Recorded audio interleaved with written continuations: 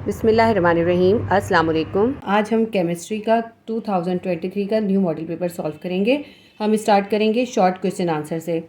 Question number 1 तो MCQs का है। एमसीक्यूज़ हम बाद में सॉल्व करेंगे। क्वेश्चन नंबर 2 से स्टार्ट करेंगे। Narrate 3 differences between troposphere and stratosphere.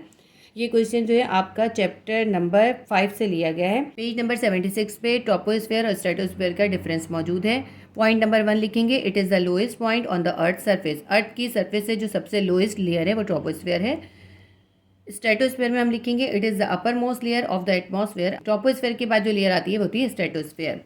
Point number 2 है, it stands at a height of around 11 kilometre above sea level. Troposphere जो है सी लेवल से 11 किलोमीटर अबव होती है। स्ट्रेटोस्फेयर के अंदर लिखते हैं, it rises up to 50 kilometre above the sea level. Stratosphere जो है वो सी लेवल से 50 किलोमीटर्स अबव होती है। पॉइंट नंबर 3 लिखेंगे, the troposphere makes up around 75% of the mass of atmosphere. Troposphere जो है वो सबसे बड़ी लेयर होती है। एटमॉस्फेयर का 75% जो है ट्रोपोस्फेयर होती है। स्ट्रेटोस्फेयर में हम लिखते हैं, the stratosphere has a far less amount of atmosphere than the troposphere. Troposphere से कंपेयर करें तो स्ट्रेटोस्फेयर जो है उसकी अमाउंट बहुत कम है, ये एटमॉस्फेयर का बहुत कम पार्ट होती है। 4th पॉइंट लिखेंगे, as you climb higher in this sphere the temperature drops steadily. जैसे जैसे आप ट्रोपोस्फेयर में ऊपर जाते जाते हैं वैसे वैसे टेम्परेचर कम होता जाता है। It ranges in temperature from 15 degree centigrade to -56 degree centigrade. और ये टेम्परेचर जो है 15 डिग्री सेंटीग्रेड से -56 डिग्री सेंटीग्रेड तक हो सकता है। 4th पॉइंट लिखते हैं, the temperature fluctuate somewhat with height and usually the higher the altitude the hotter it gets. जबकि स्ट्रेटोस्फेयर में जैसे जैसे हाइट बढ़ती जाती है या जैसे जैसे हम ऊपर जाते जाते हैं वैसे वैसे ये हॉटर होती जाती है, यानी इसका टेम्परेचर जो है वो ज़्यादा होता जाता है। 5th पॉइंट हम लिखते हैं, ozone which is found here is a polluting gas.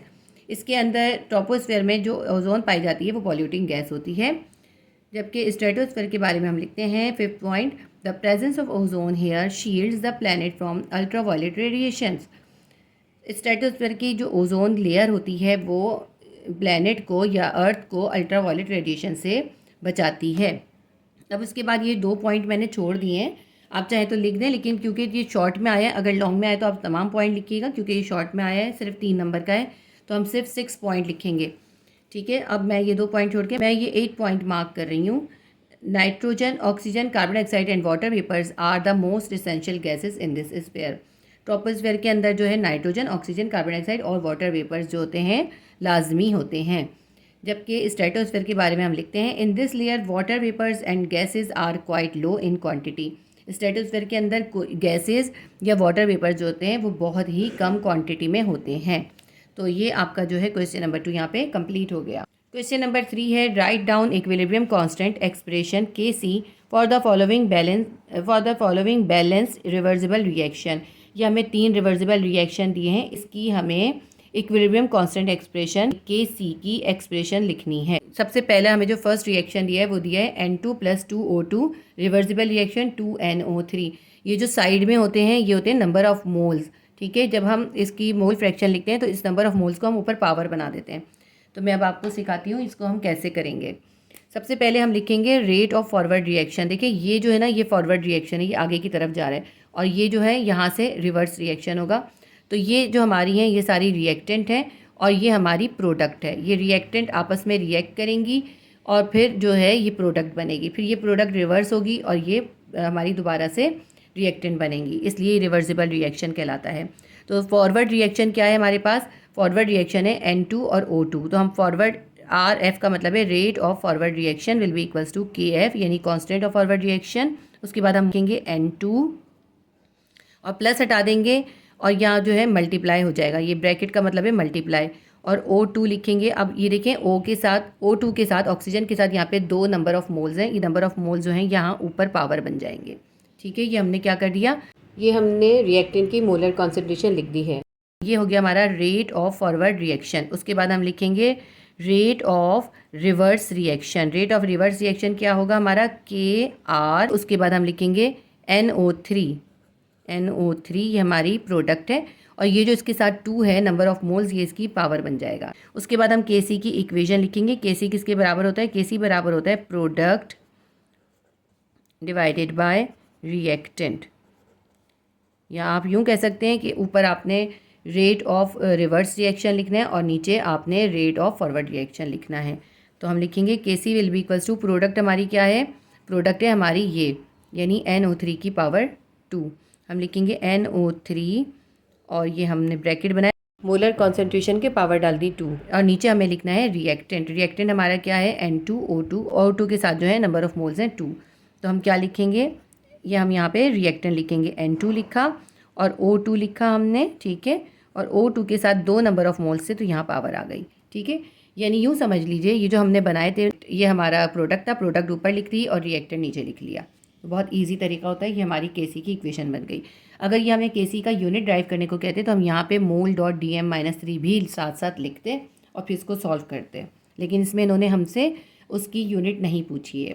Second equation हमें दी हुई है, 1 मोल हाइड्रोजन को 1 मोल आयोडीन के साथ मिलाया जिसकी वजह से 2 मोल हाइड्रोजन आयोडाइड बना है, ठीक है। तो इसके अंदर ये जो है हाइड्रोजन और आयोडीन क्या है, रिएक्टेंट है, और जो हाइड्रोजन आयोडाइड हमारा बना है 2HI, ये हमारा प्रोडक्ट है।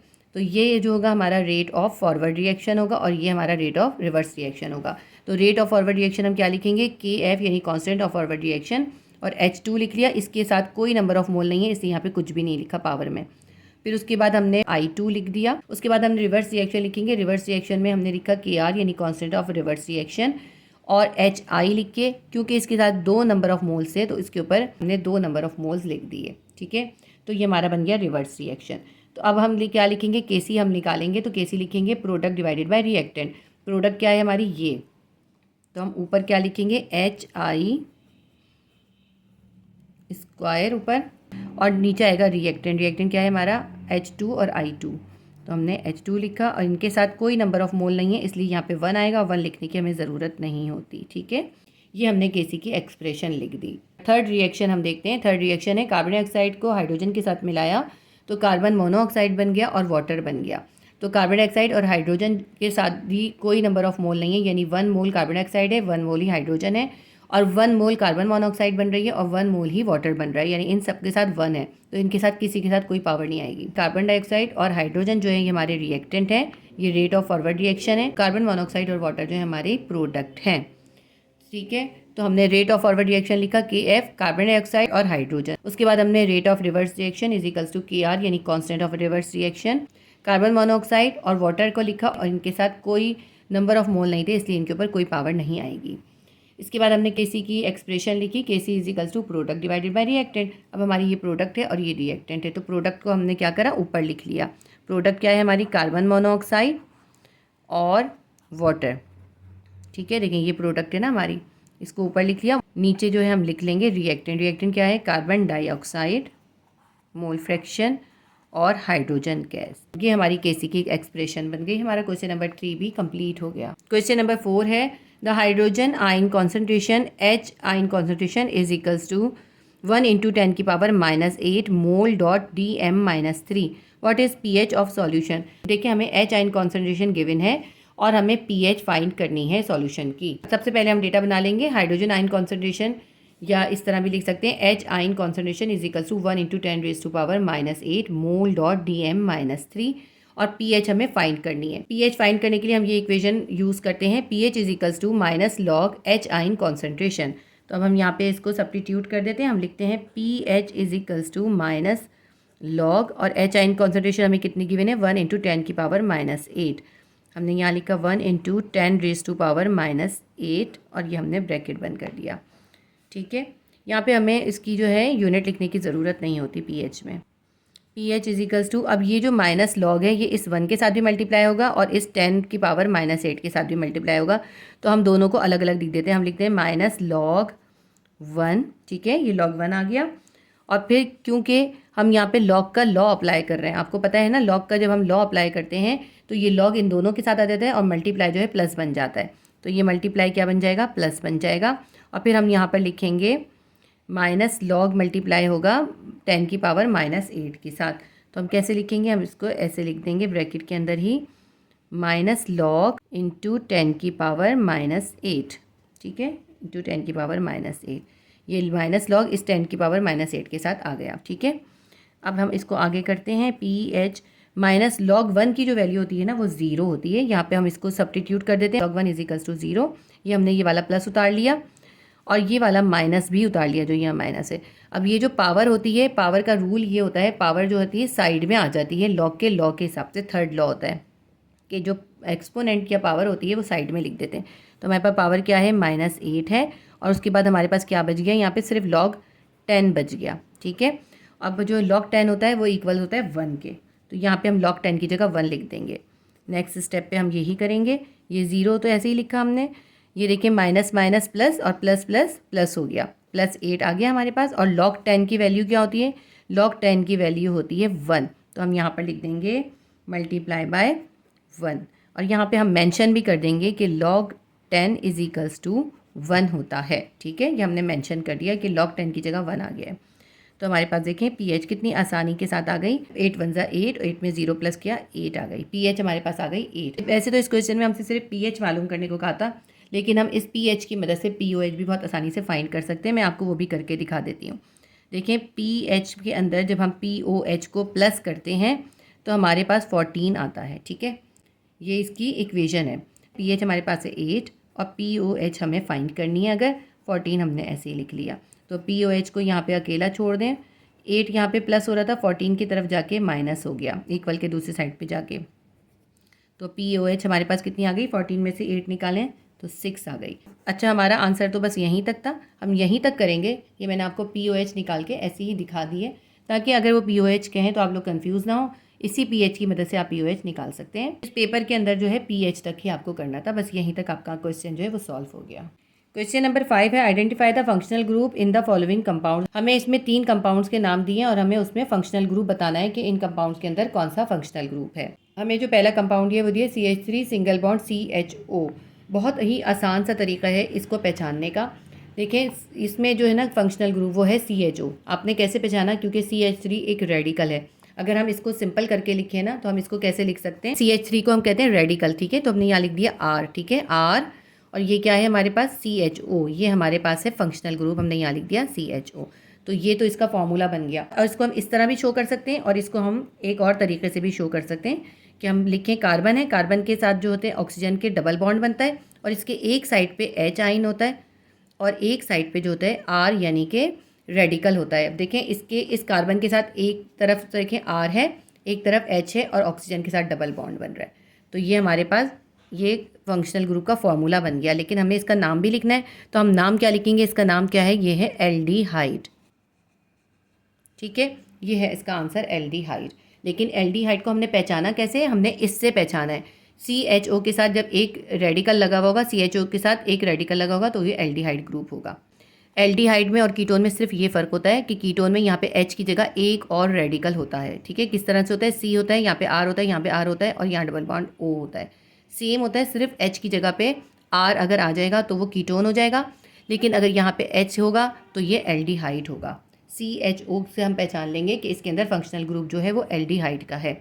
सेकंड देखें, CH3 ये हमारे पास एक रेडिकल है, CH2 भी एक रेडिकल है। ठीक है, इन दोनों को मिलाएं तो ये बन रहा है C2H5। C2H5 जो है एक रेडिकल है हमारे पास और OH जो है ये फंक्शनल ग्रुप है। तो अगर मैं इसको फंक्शनल ग्रुप को फॉर्मूला लिखूं सिंपल करके तो हम क्या लिखेंगे, इस पूरे की जगह हम लिख देंगे R और ये हो गया OH। तो हम इसको ऐसे रिप्रेजेंट करते हैं। और ये है कौन सा फंक्शनल ग्रुप, OH वाला। OH के साथ जब कोई रेडिकल लगा होगा तो वो होता है एल्कोहल का group, alcohol group, hydroxyl group भी कहते हैं इसको। ठीक है, और हाइड्रोक्साइल ग्रुप। ठीक है, इसके दो नाम हैं, हाइड्रोक्साइल ग्रुप और अल्कोहल ग्रुप। और हम पहचानते कैसे हैं, OH के साथ एक रेडिकल लगा होता है। देखें, OH है और उसके साथ ये एक पूरा रेडिकल लगा है। ठीक है, अब ये थर्ड वाला आप देखें, ये जो C3H7 है ये एक एल्काइल रेडिकल है और COOH ये है इसका फंक्शनल ग्रुप। तो रेडिकल की जगह हम लिख देते हैं R। मैं सिंपल करके लिख के दिखा रही हूँ आपको, R लिखा रेडिकल की जगह और COOH लिख दिया। ये जो COOH है इसको हम इस तरह भी दिखा सकते हैं, यानी कार्बन जो है ऑक्सीजन के साथ डबल बॉन्ड बना रही है और एक तरफ इसके रेडिकल है और एक तरफ इसके जो है हाइड्रोक्साइल ग्रुप है। ठीक है, इसको हम ऐसे रिप्रेजेंट कर सकते हैं। आप देखें, इसमें और इसमें आपको कोई फ़र्क दिखाई दे रहा है, इसमें और इसमें ये फ़र्क है। यहाँ पे कार्बन के साथ H आइन लग गया तो ये एल्डिहाइड बन गया, बाकी सब सेम है। और यहाँ पे कार्बन के साथ OH आयन यानी हाइड्रोक्साइल ग्रुप बन लग गया, तो ये बन गया हमारे पास, इसको हम कहते हैं कार्बोनाइल ग्रुप या कार्बोऑक्सैलिक ग्रुप। यानी रेडिकल के साथ जब COOH आ जाता है तो वो कहलाता है कार्बोनाइल ग्रुप और कार्बोऑक्सैलिक एसिड भी कहते हैं और कार्बोऑक्सैलिक ग्रुप भी कहते हैं। ठीक है, कार्बोऑक्सैलिक ग्रुप भी कहते हैं और एसिड भी कहते हैं, कार्बोऑक्सैलिक एसिड भी कहते हैं। इसकी कैरेक्टरिस्टिक जो होती है वो एसिडिक होती हैं। ठीक है, देखिए कितना आसान सा तरीका मैंने आपको पहचानने का बता दिया कि देखिए ये हमारे पास फंक्शनल ग्रुप है और ये एल्काइल रेडिकल है। इसी तरह ये OH फंक्शनल ग्रुप है, ये पूरा एल्काइल रेडिकल है। जब हमने इसको सिंपल करके लिखा तो बहुत आसान सा था। और ये हमारे पास फंक्शनल ग्रुप है और ये इसके साथ एल्काइल रेडिकल है। जब COOH है तो इसका मतलब है वो कार्बोऑक्सैलिक ग्रुप है। जब सिर्फ OH है फंक्शनल ग्रुप तो हम कहेंगे ये एल्कोहल ग्रुप है। और जब CHO फंक्शनल ग्रुप है तो हम कहेंगे ये एल्डिहाइड है। तो यहाँ पे आपका क्वेश्चन नंबर 5 कंप्लीट हो गया। उम्मीद करती हूँ इस क्वेश्चन के जरिए आपको फंक्शनल ग्रुप भी बहुत अच्छे से रिवाइज हो गए होंगे। क्वेश्चन नंबर 6 है define 3 types of salts with 2 example each. हमें सॉल्ट्स की तीनों टाइप्स बतानी है और उसकी 2 एग्जाम्पल देनी है। ये क्वेश्चन जो है आपकी बुक के चैप्टर नंबर 2 से लिया गया है। आपकी बुक में पेज नंबर 26 पे इसका आंसर है। सबसे पहले आप हेडिंग डालेंगे टाइप्स ऑफ सॉल्ट, उसके बाद आप लिखेंगे there are 3 types of salt. उसके बाद आप हेडिंग डालेंगे number 1 acidic salt. Acidic salts are those salts which are distinctly acidic in nature. Acidic salt वो सॉल्ट होते हैं जो कि जिनकी नेचर जो होती है वो एसिडिक होती है, यानी उनके अंदर कुछ ना कुछ एसिडिक प्रॉपर्टीज़ पाई जाती हैं। They produce acidic solution when dissolve in water, और उनको जब वाटर में डिजॉल्व करें तो वो जो सॉल्यूशन बनता है वो एसिडिक होता है। इन्होंने इसमें 4 एग्जाम्पल दिए और हमें इस आंसर में सिर्फ 2 एग्जाम्पल देनी है। तो इसमें से 2 एग्जाम्पल हम ये लिख लेते हैं। फॉर एग्जाम्पल NH4Cl यानी अमोनियम क्लोराइड, और दूसरी एग्जाम्पल ये कैल्शियम नाइट्रेट CaNO3 ट्वाइस। यहाँ तक लिखने के बाद आप ये लाइन लिखेंगे such salt solution have pH less than 7। जो एसिडिक सॉल्ट होते हैं उनकी pH जो होती है 7 से कम होती है, और हम जानते हैं कि ऐसे सॉल्यूशंस जिनकी pH 7 से कम होती है वो एसिडिक होते हैं। ठीक है, फिर हम सेकेंड हेडिंग डालेंगे basic salt. Basic salt are those salt which are distinctly basic in nature. Basic salt जो होते हैं उनकी नेचर बेसिक होती है, यानी उनके अंदर बेस की कैरेक्टरिस्टिक्स पाई जाती हैं। They produce alkaline solution when dissolve in water, और जब उनको पानी में डिजॉल्व करते हैं तो जो सॉल्यूशन बनता है वो उसकी नेचर अल्कलाइन होती है। फॉर एग्जांपल इसमें भी इन्होंने 4 एग्जांपल दिए, आप कोई से भी 2 लिख सकते हैं। तो एक लिख लें K2CO3 यानी पोटेशियम कार्बोनेट, और एक लिख लें सोडियम कार्बोनेट Na2CO3। ठीक है, ये 2 एग्जाम्पल हम लिख लेते हैं। उसके बाद हम लिखेंगे such salt solution have pH more than 7। जो बेसिक सॉल्ट होते हैं उनकी pH जो होती है वो 7 से ज़्यादा होती है, और ये हम अच्छे से जानते हैं कि जो एल्कलाइन सॉल्यूशंस होते हैं या एल्कलाइन सॉल्ट्स होते हैं उनकी pH जो होती है 7 से ज़्यादा होती है। उसके बाद थर्ड पॉइंट लिखेंगे न्यूट्रल सॉल्ट की हेडिंग डालेंगे। Neutral salts are those salts which are formed by the complete neutralisation of a strong base and strong acid. जब स्ट्रॉन्ग बेस और स्ट्रॉन्ग एसिड को मिलाकर कोई सॉल्ट बनाते हैं तो वो सॉल्ट जो बनता है वो न्यूट्रल सॉल्ट होता है, क्योंकि उसके अंदर एसिड और बेस जो होते हैं वो कम्प्लीटली न्यूट्रलाइज हो जाते हैं, उनके अंदर कोई H आयन या OH आयन बाकी नहीं रहता। ऐसे सॉल्ट्स की जो नेचर होती है वो बिल्कुल न्यूट्रल होती है। The aqueous solution of these salts are neutral to litmus paper. Neutral salt के एक्वस सॉल्यूशन के अंदर अगर हम लिटमस पेपर डालें तो वो न्यूट्रल रहता है, यानी उसमें कोई चेंज नहीं आता, जिससे हमें पता चलता है कि ये जो न्यूट्रल सॉल्ट हैं उनके अंदर एसिडिक और बेसिक दोनों तरह की प्रॉपर्टीज़ नहीं हैं। फॉर एग्जाम्पल इसकी एग्जाम्पल है सोडियम क्लोराइड, जो हम आम नमक यूज़ करते हैं, ये वो नमक है सोडियम क्लोराइड। और सेकंड एग्जाम्पल है पोटेशियम क्लोराइड। यहाँ तक ये 2 एग्जाम्पल देंगे। उसके बाद हम लिखेंगे such salt are neutral with pH 7। ये वो सॉल्ट हैं जिनकी pH जो है वो 7 होगी, क्योंकि हमें ये अच्छे से पता है कि ऐसे सॉल्यूशंस या ऐसे कंपाउंड जिनकी pH 7 होती है वो न्यूट्रल होते हैं। तो यहाँ पे आपका ये क्वेश्चन कंप्लीट हो गया। क्वेश्चन नंबर 7 है indicate any 3 very common water borne diseases. कोई भी 3 हमें ऐसी डिजीजेज बतानी है जो पानी की वजह से होती हैं। ये क्वेश्चन आपकी बुक के चैप्टर नंबर 6 से लिया गया है और पेज नंबर 99 पे इसका आंसर है। आप यहाँ से लिखेंगे the most frequent illnesses due to the polluted water are. जो पानी की वजह से जो होती हैं वो कौन सी डिजीज़ हैं। सबसे पहले हम लिखेंगे डायरिया, डायरियल डिजीज़। सेकंड हम लिखेंगे हेपेटाइटिस, क्योंकि हेपेटाइटिस भी बहुत ज़्यादा पानी की वजह से कॉमन डिजीज़ है। और थर्ड हम लिखेंगे टाइफॉइड। आप कोई और से लिखना चाहते हैं तो लिख लीजिएगा, लेकिन टाइफॉइड जो है वो पाकिस्तान के अंदर सबसे ज़्यादा जो फैलता है वो पानी की वजह से ही फैलता है, पॉल्यूटेड वाटर से। सबसे पहला पॉइंट हम लिखेंगे diarrhoeal diseases. Intestinal illnesses that can lead to serious dehydration such as cholera, viruses, bacteria and parasites all can cause diarrhea. जो इंटेस्टाइन में होने वाली डिजीज़ हैं वो इंसान को जो है बहुत शदीद किस्म की डिहाइड्रेशन का शिकार कर देती हैं, पानी यानी कि पानी की कमी का शिकार हो जाता है इंसान उसकी वजह से। यानी कॉलरा, वायरसेस, बैक्टीरिया और पैरासाइट्स जो हैं ये तमाम की तमाम चीज़ें जो हैं डायरिया का कॉज होती हैं, इनकी वजह से डायरिया हो जाता है। अगर कोई पैरासाइट चला जाए, कोई बैक्टीरिया चला जाए, कोई वायरस चला जाए पेट में, तो जो है डायरिया होने का बहुत ज़्यादा ख़तरा होता है। उसके बाद हम सेकंड जो लिखेंगे वो लिखेंगे hepatitis. Hepatitis A, B, C, D and E are the 5 viruses that often cause liver inflammation. ये hepatitis A, B, C, D और E जो हैं ये 5 वायरसेस हैं जो कि लिवर के अंदर, इंसान के लिवर के अंदर इन्फ्लेमेशन पैदा कर देते हैं, यानी उसके अंदर सोजिश पैदा हो जाती है।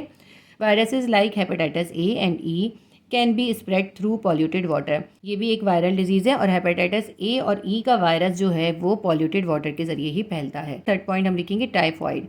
A severe bacterial illness spread often through polluted water or food cooked with contaminated water.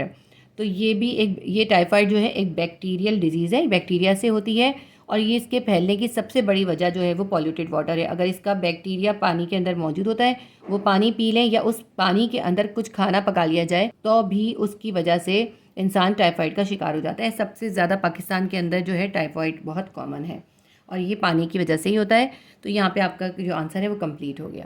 Question number 8 है define the terms analytical chemistry, qualitative analysis और क्वांटिटेटिव एनालिसिस।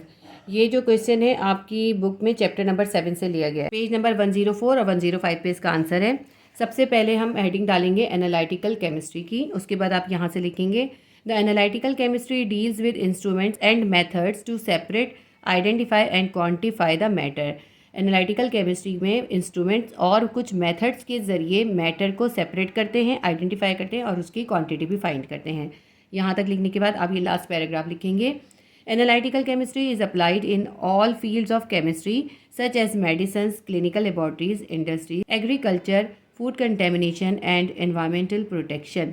एनालिटिकल केमिस्ट्री जो है वो तकरीबन केमिस्ट्री की तमाम फील्ड्स के अंदर अप्लाई होती है, जैसे कि मेडिसिन हो गई, क्लिनिकल लेबॉर्ट्रीज हो गए, इंडस्ट्रीज़ हो गई, एग्रीकल्चर है, फूड कंटेमिनेशन और एनवायरमेंटल प्रोटेक्शन।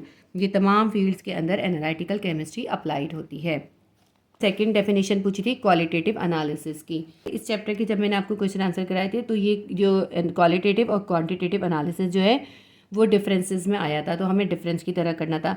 यहाँ पे हमसे इन्होंने डेफिनेशन पूछी है तो हमें इसको पैराग्राफ में ही लिखना होगा। सबसे पहले हम क्वालिटेटिव एनालिसिस की हेडिंग डालेंगे, उसके बाद हम यहाँ से, आप चाहें तो ये पूरा यहाँ दांत से लेके पूरा यहाँ फ्लेम टेस्ट तक लिख सकते हैं और चाहें तो कुछ लाइन काटी हैं वो आप छोड़ भी सकते हैं। तो सबसे पहले हम क्वालिटेटिव एनालिसिस की हेडिंग डालेंगे, उसके बाद हम लिखेंगे the identification of elements, ions or compounds present in sample is called qualitative analysis. किसी भी सैंपल के अंदर कौन सा कंपाउंड है, आइंस है या एलिमेंट्स हैं, इसको आइडेंटिफाई करने को कहते हैं क्वालिटेटिव एनालिसिस। उसके बाद यहाँ से लिखें qualitative analysis does not measure the quantity of substance but measure the quality of that material. Qualitative analysis जो है सब्सटेंस की क्वांटिटी मेजर नहीं करता मगर वो मटेरियल की क्वालिटी मेजर करता है। Qualitative analysis is perform by selective chemical reactions. Qualitative analysis को जो है ख़ास केमिकल रिएक्शन के ज़रिए परफॉर्म किया जाता है और with the use of instrumentation, और कुछ ख़ास इंस्ट्रूमेंट यूज़ किए जाते हैं। फॉर एग्जांपल केमिकल टेस्ट और फ्लेम टेस्ट, ये दो ख़ास मेथड हैं जिनके ज़रिए किसी भी सब्सटेंस की क्वालिटी फाइंड की जाती है।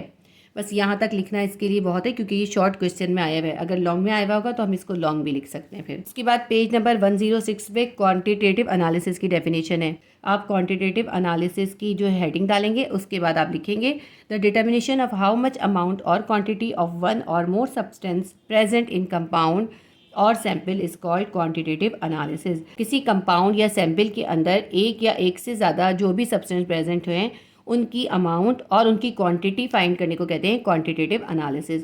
यानी अगर कोई हमें कंपाउंड गिवन है या कोई सैंपल गिवन है तो उसके अंदर कौन कौन सी सब्सटेंसेज हैं ये तो हमने क्वालिटेटिव एनालिसिस से फाइंड कर लेना है, और जो मुख्तलिफ सब्सटेंसेज उसके अंदर हैं उनकी क्वांटिटी कितनी है, वो कितनी कितनी अमाउंट में, वो हम करते हैं क्वांटिटेटिव एनालिसिस से। It deals with large number of quantifying method which are classified as physical और केमिकल। क्वांटिटेटिव एनालिसिस को परफॉर्म करने के लिए जो खास दो मेथड यूज़ किए जाते हैं वो हैं फिजिकल और केमिकल। यहाँ तक आपका ये क्वेश्चन कंप्लीट हो गया। क्वेश्चन नंबर 9 है complete the following neutralisation reaction between acid and base. ये हमें 3 केमिकल रिएक्शन दिए हैं और इसमें न्यूट्रलाइजेशन हो रही है, एसिड और बेस मिलकर एक सॉल्ट और वाटर बनाएंगे। ठीक है, तो इनको हमें कंप्लीट करना है। फर्स्ट रिएक्शन हमें गिवन है KOH प्लस HNO3 गिव्स। अब हमें बताना है कि अगर पोटेशियम हाइड्रोक्साइड और नाइट्रिक एसिड की न्यूट्रलाइजेशन होगी तो कौन सा सॉल्ट बनेगा। तो ये पोटेशियम हाइड्रोक्साइड भी स्ट्रॉन्ग बेस है और नाइट्रिक एसिड एक स्ट्रॉन्ग एसिड है, तो इनकी जो है कंप्लीट न्यूट्रलाइजेशन होगी और ऐसा सॉल्ट बनेगा जो न्यूट्रल होगा। ये जो पोटेशियम है ये इस NO3 के साथ कंबाइन हो जाएगा। ठीक है, तो बन जाएगा पोटेशियम नाइट्रेट KNO3। ठीक है, ये पोटेशियम नाइट्रेट बन जाएगा। प्लस ये जो OH इसका बचा ये इस H के साथ कंबाइन हो जाएगा H2O, 2 हाइड्रोजन और 1 ऑक्सीजन, तो पोटेशियम नाइट्रेट का सॉल्ट बन गया और वाटर बन गया। सेकेंड इक्वेशन हम देखते हैं sodium hydroxide plus HCl। Sodium hydroxide strong base है और HCl जो है हाइड्रोक्लोरिक एसिड एक स्ट्रॉन्ग एसिड है, तो इन दोनों की भी कंप्लीट न्यूट्रलाइजेशन होगी। सोडियम जो है इस क्लोरीन के साथ मिल जाएगा, क्या बना लेगा सोडियम क्लोराइड NaCl। जो हम नॉर्मल नमक यूज़ करते हैं वो होता है सोडियम क्लोराइड, तो ये सोडियम क्लोराइड बन जाएगा। और ये OH आइन जो है इस H आइन के साथ कंबाइन होकर वाटर बना लेगा H2O। और इसको इस इक्वेशन को करके हमें ये चेक करना भी ज़रूरी है कि ये बैलेंस है या नहीं। देखिए इस इक्वेशन के अंदर यहाँ पे पोटेशियम 1 था, यहाँ भी पोटेशियम 1 है और जो नाइट्रोजन है वो भी 1 है, यहाँ भी नाइट्रोजन 1 है। उसके बाद हम हाइड्रोजन चेक करेंगे, यहाँ हाइड्रोजन 2 हैं और यहाँ पे देखिए एक हाइड्रोजन ये रहा, एक हाइड्रोजन ये रहा, 1 और 1 2, यहाँ पे 2 हाइड्रोजन है। जब भी इक्वेशन की बैलेंसिंग चेक करें सबसे आखिर में ऑक्सीजन को चेक किया करें, वरना काफ़ी मुश्किल हो जाता है। अब देखिए यहाँ पे 3 ऑक्सीजन के मॉलिक्यूल हैं और यहाँ पे 1 है, तो कितने हो गए 3 + 1 4। अब यहाँ पे चेक करते हैं इस साइड पे कितने हैं, यहाँ पे 3 और यहाँ पे 1 4, तो देखिए ये पूरी बैलेंस है। सेकेंड इक्वेशन को भी चेक कर लेते हैं। इसके अंदर सोडियम 1 है, इधर भी सोडियम 1 है, क्लोरीन 1 है, यहाँ भी क्लोरीन 1 है और यहाँ पे अगर देखें तो हाइड्रोजन कितने हैं, यहाँ पे 1 और 1 2 हाइड्रोजन है, यहाँ पे भी 2 हाइड्रोजन है और यहाँ पे ऑक्सीजन 1 है, यहाँ पे ऑक्सीजन 1 है, तो ये दोनों हमारी बैलेंस इक्वेशन है, हमें इनको बैलेंस करने की ज़रूरत नहीं पड़ी। नेक्स्ट हमें थर्ड रिएक्शन गिवन है, वो है कैल्शियम हाइड्रोक्साइड का सल्फ्यूरिक एसिड के साथ न्यूट्रलाइजेशन हो रही है। कैल्शियम हाइड्रोक्साइड भी एक स्ट्रॉन्ग बेस है और सल्फ्यूरिक एसिड एक स्ट्रॉन्ग एसिड है, तो ये जो कैल्शियम है ये इस SO4 के साथ कंबाइन कर लेगी, ये बना लेगी CaSO4, कैल्शियम सल्फेट बन जाएगा। अब ये जो OH आइन है और ये H आइन है ये कंबाइन हो जाएंगे, वाटर बना लेंगे। इसकी हम बैलेंसिंग चेक करते हैं। यहाँ पे कैल्शियम 1 है, यहाँ भी कैल्शियम 1 है, यहाँ पे सल्फ़र 1 है, यहाँ भी सल्फ़र 1 है।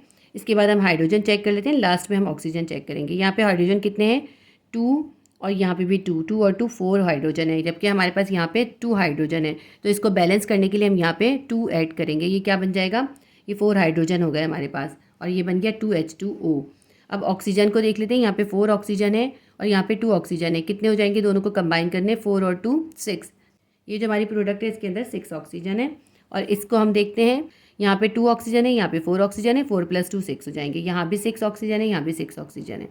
तो अब हमारी ये इक्वेशन जो है बैलेंस हो गई। ठीक है, ये जो न्यूट्रलाइजेशन रिएक्शन जब हम करते हैं तो इसके अंदर हमें इक्वेशन को बैलेंस भी करना होता है। तो ये आपका क्वेश्चन नंबर 9 यहाँ पे कंप्लीट हो गया। क्वेश्चन नंबर 10 है right any 3 significant uses of carbohydrates. ये जो क्वेश्चन है ये आपकी चैप्टर नंबर 5 से लिया गया और पेज नंबर 60 पे इसका आंसर है। पेज नंबर 60 पे यूजेस ऑफ कार्बोहाइड्रेट्स लिखे हुए हैं। इन्होंने हमसे कहा हमें 3 सिग्निफिकेंट बताने, वैसे तो सब इंपॉर्टेंट है लेकिन इसमें जो मोस्ट इंपॉर्टेंट है वो नंबर 1 लिखेंगे हम, नंबर 6 लिखेंगे और नंबर 7 लिखेंगे। आपकी वैसे मर्ज़ी है, आप कुछ और चूज़ करना चाहें तो आप दूसरा लिख सकते हैं, लेकिन ये ज़्यादा इंपॉर्टेंट है इसलिए मैंने इनको मार्क किया है। तो आप पहला जो यूज़ लिखेंगे तो पहले उसके लिए हेडिंग डालिएगा, क्योंकि 3 नंबर का क्वेश्चन है और सिर्फ 3 पॉइंट लिखने हमें, तो हमें इस तरह प्रेजेंट करने होंगे ताकि हमें नंबर मिल सकें।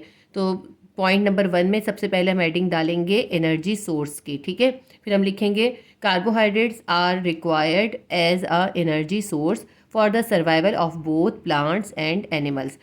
प्लांट और एनिमल्स दोनों के सर्वाइवल के लिए कार्बोहाइड्रेट्स जो हैं वो एनर्जी सोर्स हैं, यानी प्लांट्स और एनिमल दोनों को जो एनर्जी प्रोवाइड करते हैं वो कौन प्रोवाइड करते हैं, वो कार्बोहाइड्रेट प्रोवाइड करते हैं। तो ये फर्स्ट पॉइंट हो गया। सेकंड पॉइंट हम ये 6 वाला लिखेंगे, इसमें आप हेडिंग डालिएगा cholesterol reduction. Carbohydrate fibre helps in cholesterol reduction and blood pressure regulation. Carbohydrate का जो फाइबर है वो कोलेस्ट्रॉल की रिडक्शन करता है, यानी कोलेस्ट्रॉल को कम करता है और ब्लड प्रेशर को भी रेगुलेट करता है, यानी नॉर्मल रखता है। थर्ड पॉइंट लिखेंगे वो ये नंबर 7 वाला लिखेंगे। इसमें हम हेडिंग डालेंगे कार्बोहाइड्रेट को exist with protein and lipids. ठीक है, आप इसमें लिखेंगे कार्बोहाइड्रेट को exist with a variety of proteins and lipids in biosystem. Biosystem में कार्बोहाइड्रेट्स, प्रोटीन्स और लिपिड्स आपस में को एग्जिस्ट करते हैं, यानी इन तीनों चीज़ों का आपस में रिलेशन होता है, ये एक दूसरे से रिलेट करते हैं। ये आपने थर्ड पॉइंट यहाँ तक लिख देना। ये आपका क्वेश्चन नंबर 10 जो है कंप्लीट हो गया। उसके बाद क्वेश्चन नंबर 11 है briefly describe any 3 beneficial impact of pharmaceutical industry on human society. Human society पे फार्मास्यूटिकल इंडस्ट्री का जो बेनिफिशियल इम्पैक्ट हो रहे हैं वो हमें बताने हैं। तो इसमें पेज नंबर 133 पे ये आंसर है आपके पास, और चैप्टर नंबर 8 से ये लिया गया है। ये फार्मास्यूटिकल कंपनी के जो ह्यूमन सोसाइटी पे इम्पैक्ट हो रहे हैं वो हमें बताने हैं। लेकिन पहला हम ये लिख देंगे ट्रीटमेंट इंक्रीजेज लाइफ एक्सपेक्टेंसी। ये जो फार्मास्यूटिकल कंपनीज़ की वजह से इंसानों की जो लाइफ एक्सपेक्टेंसी है वो बढ़ गई है, यानी उनकी लाइफ जो है वो बेहतर हो गई है, उनकी हेल्थ उससे बेहतर होती है।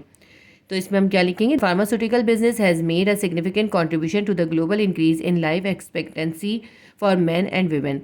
फार्मास्यूटिकल बिजनेस की वजह से मैन और वीमेन दोनों की लाइफ एक्सपेक्टेंसी जो है वो बहुत इंक्रीज हो गई है। Pharmaceutical improvements are set to have responsible for 73% of the entire increase in life expectancy between 2000 and 2009 in 30 developing and high income nations. यानी 30 डेवलप कंट्रीज़ ऐसे हैं जिनमें 2000 से लेकर 2009 तक के दरमियान में 73% वहाँ पे लाइफ एक्सपेक्टेंसी जो है वो बढ़ गई है। सेकंड पॉइंट हम लिखेंगे, अच्छा इसमें हमें पूरा लिखना होगा क्योंकि उन्होंने कहा है ब्रीफली बयान करें। तो उसके बाद सेकंड पॉइंट जो मैंने चूज़ किया है वो ये चूज़ किया है क्योंकि ये इन्होंने सोसाइटी पे इम्पैक्ट पूछा है ना, तो ये सोसाइटी पे इम्पैक्ट है। हम ये पॉइंट नंबर 6 लिखेंगे इसके अंदर। तो हमारा होगा ये point number 2, the industry employ millions of people. ये जो फार्मास्यूटिकल इंडस्ट्री है इतनी बड़ी इंडस्ट्री है, इसके अंदर मिलियंस ऑफ पीपल्स को जो है एम्प्लॉयमेंट मिली हुई है। फार्मास्यूटिकल इंडस्ट्री जो है एक बहुत बड़ी इंडस्ट्री है, इसके अंदर लाखों लोगों को जो है रोज़गार में असर है। इसमें लाखों लोग जो हैं वो साइंटिफिक रिसर्च कर रहे हैं, टेक्नोलॉजिकल सपोर्ट कर रहे हैं या फिर मैन्युफैक्चरिंग में काम कर रहे हैं। इसकी वजह से सोसाइटी को बूस्ट मिलता है। Pharmaceutical firms employ millions of people across the world. Pharmaceutical जो कंपनीज़ होती हैं उनके अंदर जो है लाखों लोगों को, पूरी दुनिया के अंदर लाखों लोगों को एम्प्लॉयमेंट मिलती है।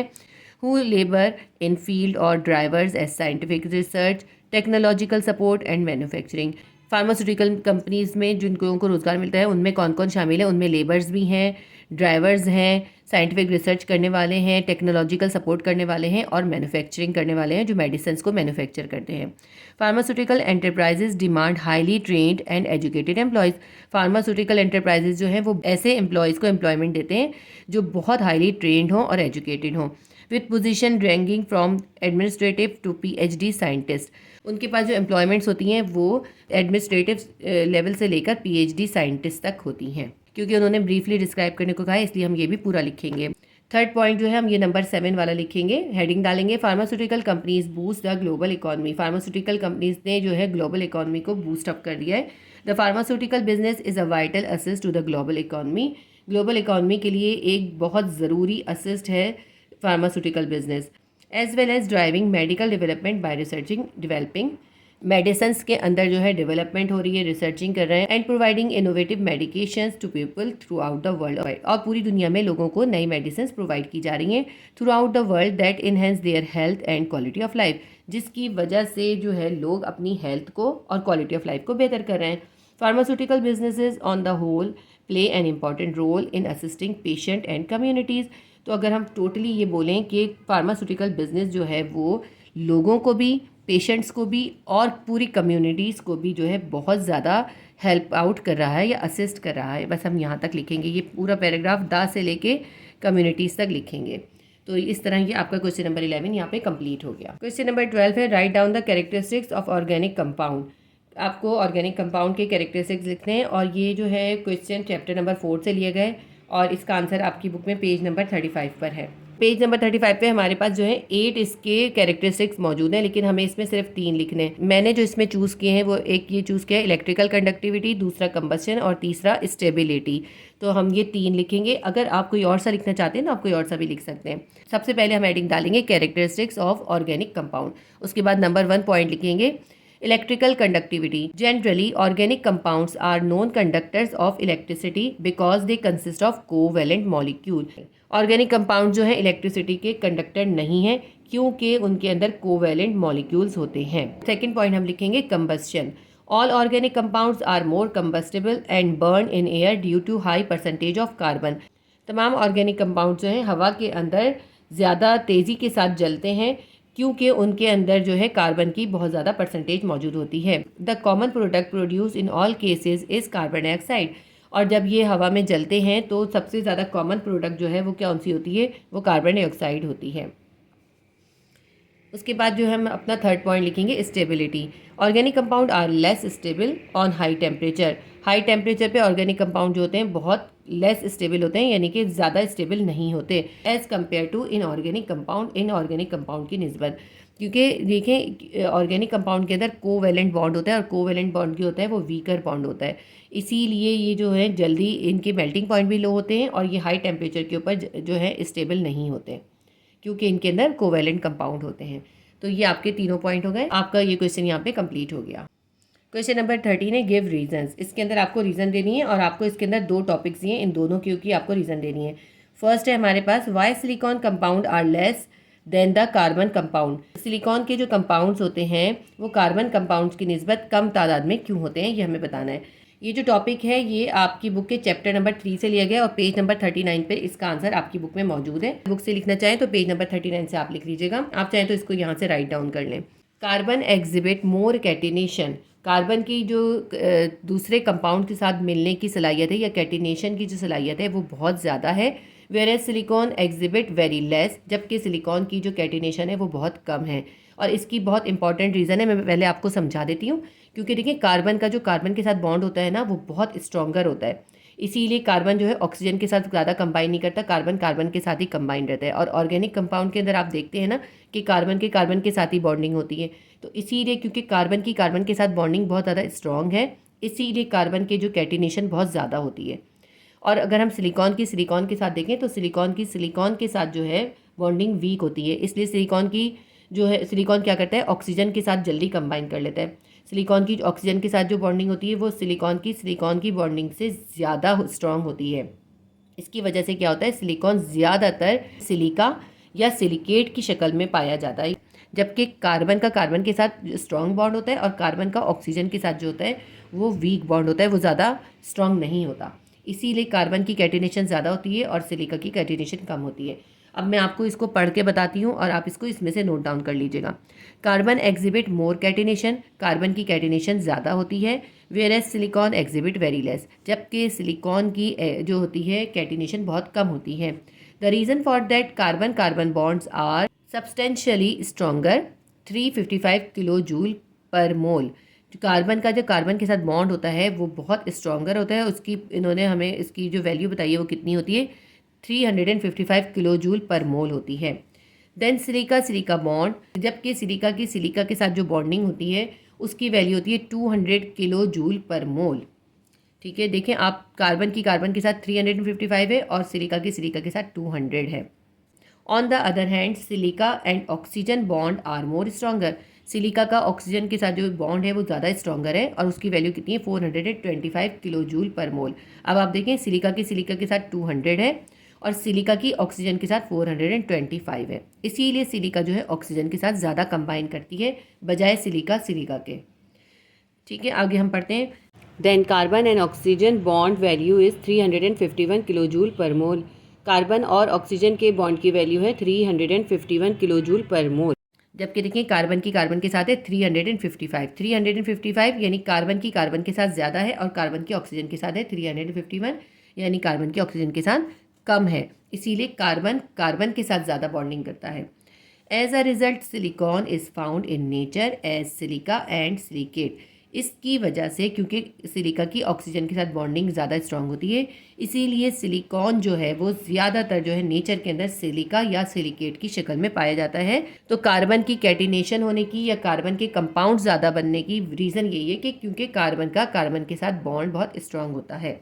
क्वेश्चन नंबर 13 का जो सेकंड पार्ट है उसमें हमसे पूछा है why pure water is considered as weak electrolyte. Pure water को क्यों एक वीक इलेक्ट्रोलाइट कंसिडर किया जाता है। ये जो क्वेश्चन है ना, आपको लग रहा होगा कि ये वाटर वाले चैप्टर से है। नहीं, ये वाटर वाले चैप्टर से नहीं है, बल्कि ये चैप्टर नंबर 2 से ये आपका आंसर है और पेज नंबर 24 के ऊपर इसका आंसर मौजूद है। क्योंकि उसके अंदर आंसर जो है बहुत शॉर्ट है, इसलिए मैंने इसको थोड़ा सा बेहतर करके लिखा है। आप इसको नोट डाउन कर लीजिएगा। पहले मैं आपको समझा दूं कि ये जो प्योर वाटर है क्यों वीक इलेक्ट्रोलाइट होता है। देखिए, प्योर वाटर के अंदर जो होते हैं हाइड्रोजन आयन और हाइड्रो ऑक्साइल आयन, वो दोनों इक्वल अमाउंट में होते हैं। क्योंकि वो इक्वल अमाउंट में होते हैं, इसकी वजह से जो होता है वाटर की जो आयनाइजेशन प्रोडक्ट कॉन्स्टेंट होता है, यानी KW होता है, वो जो होता है वो बहुत कम होता है। वो कितना होता है? 1 × 10⁻⁻14 होता है। इसका मतलब क्या होता है? अगर हम इसको इस तरह से लिखें तो ये हम ऐसे लिखेंगे 1/10⁻14, यानी 10⁻14 इतने सारे मॉलिक्यूल्स में से सिर्फ एक मॉलिक्यूल जो है वो आयनाइज होता है। तो इसकी वजह क्या होती है? क्योंकि वाटर के पास हाइड्रोजन आयन और हाइड्रोक्साइड आयन जो है इक्वल अमाउंट में होते हैं। वाटर की आयनाइजेशन जो होती है वो बहुत कम होती है, और वो कितनी होती है? वो होती है 1 × 10⁻⁻14। क्योंकि वाटर का KW या आयोनिक प्रोडक्ट कांस्टेंट बहुत कम है, इसीलिए प्योर वाटर के अंदर नंबर ऑफ आयंस होते हैं वो बहुत कम होते हैं। और क्योंकि आयंस जो होते हैं वही इलेक्ट्रिकल चार्ज को कैरी करते हैं, जब आयन ही नहीं होंगे तो फिर वाटर जो है कैसे इलेक्ट्रिसिटी को कंडक्ट करेगा। इसीलिए वाटर जो होता है एक बहुत वीक इलेक्ट्रोलाइट होता है। तो अब हम इसको लिखेंगे कैसे, मैं आपको बता देती हूँ। अगर आप चाहें तो बुक में पेज नंबर 24 पे आप इसको देख सकते हैं। अब मैं इसको रीड कर लेती हूँ। The water is a neutral liquid which possesses equal number of H ion and OH ion, यानी हाइड्रोक्साइल आयन। तो वाटर जो है एक न्यूट्रल लिक्विड है और इसके अंदर जो है इक्वल अमाउंट के अंदर हाइड्रोजन और हाइड्रोक्साइल आयन दोनों इक्वल अमाउंट में होते हैं। हाइड्रोक्साइड भी लिख सकते हैं, ऑक्साइल भी लिख सकते हैं। The ionisation of water is small. Ionisation of water जो है वो बहुत कम होती है। वाटर का जो आयनिक प्रोडक्ट कांस्टेंट है वो कितना है? KW is to H ion molar fraction OH ion is equals to 1 × 10⁻⁻14। यानी इसका जो है, देखिए माइनस में ना, माइनस का मतलब होता है कि ये वैल्यू बहुत ही लेसर है, ठीक है, बहुत कम है। As the ionisation constant KW is very less is small. क्योंकि आयनाइजेशन कांस्टेंट यानी KW जो है वो बहुत कम है, simply means that the number of ions in pure water is very low. इसका सिंपल मतलब यही है कि प्योर वाटर के अंदर नंबर ऑफ आयंस भी बहुत कम होंगे। And it is the ion that carry the electrical charges, और ये आयन ही होते हैं जो इलेक्ट्रिकल चार्जेस को कैरी करते हैं। Due to this water is considered as weak electrolyte. इसी वजह से वाटर एक वीक इलेक्ट्रोलाइट कंसिडर किया जाता है, as it has less ion to ionise, क्योंकि इसके पास आयनाइज होने के लिए बहुत कम आयन होते हैं। ये क्वेश्चन हमारे यहाँ पे कंप्लीट हो गया। इसके साथ ही हमारा सेक्शन भी शॉर्ट क्वेश्चन आंसर कंप्लीट हो गया। इंशाल्लाह मैं बहुत जल्दी आपको सेक्शन से डिस्क्रिप्टिव क्वेश्चन भी करवा दूंगी। Please do like, share and subscribe my channel. Allah Hafiz.